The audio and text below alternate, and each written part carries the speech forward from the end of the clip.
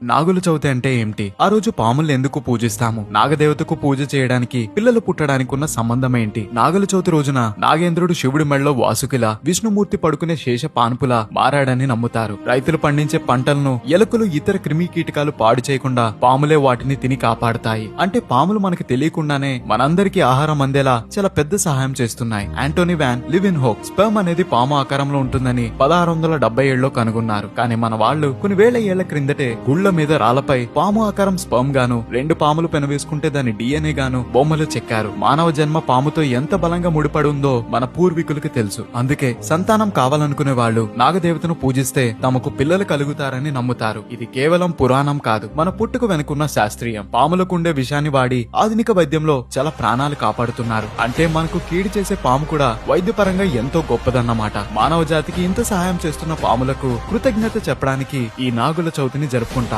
ఇలాంటి మరిన్ని వీడియోస్ కోసం కోదా స్టేషన్ ని ఫాలో అవ్వాలి మరి.